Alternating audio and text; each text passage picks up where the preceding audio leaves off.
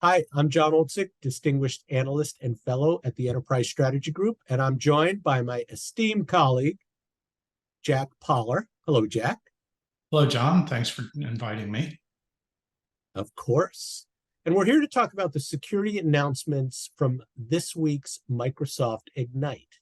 And Jack, I'll start with my impression. So just three quick ones. Number one, if you don't know how comprehensive Microsoft's security platform is, you really should, because it goes from desktop and mobile all the way through cloud and everything in between. So infrastructure security, application security, security operations. Point number two is that there's still a lot of confusion around XDR and is XDR SIEM and will XDR replace SIEM? Microsoft has one of the clearest positions on where XDR fits, where SIEM fits, and how they fit together. That's what we're seeing in enterprise organizations, so that was very appealing to me.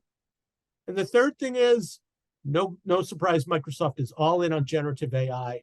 I'm bullish on generative AI for security. Microsoft is committed, so I think they've told the world that they're really all in. So, Jack, what were your takeaways? All of those, and what I really appreciated was their application of AI to data security. And they're going beyond sort of the typical Copilot attempt. Of course, there's Copilot in there for incident response and investigation, but they're also actually applying AI to data security for AI. So they are looking at how do you protect the inputs, the prompts to your AI, and how do you protect the outputs? And I think that's very important. The other thing I think is really where I think Gen AI is going in the long run is turning natural language queries into real search terms and sort of decomplicating the effort to use security tools. Yeah, I totally agree. I think, again, their perspective of generative AI is very progressive. But there are a couple of things I thought were missing, or at least that I think Microsoft needs to think about. So the first thing is no mention of network security at all. And network security is a core component. People are still looking at packets. They're still looking at protocols. They're still looking at network behavior.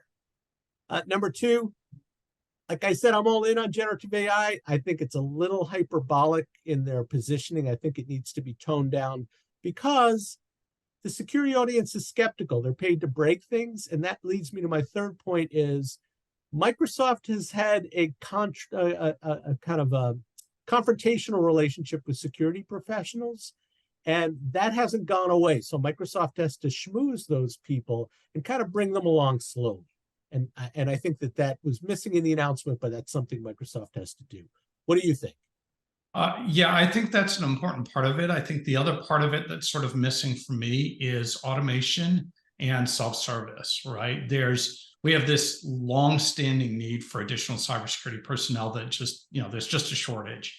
And AI is another, applying AI to help in the automation and help self-service and sort of help the community simplify the workflow, I think will go a long way towards changing Microsoft's relationship from the source of security issues to the source of security solutions. Good point. And on that note, thank you, Jack. Thanks everybody for watching, and look for us with other videos soon.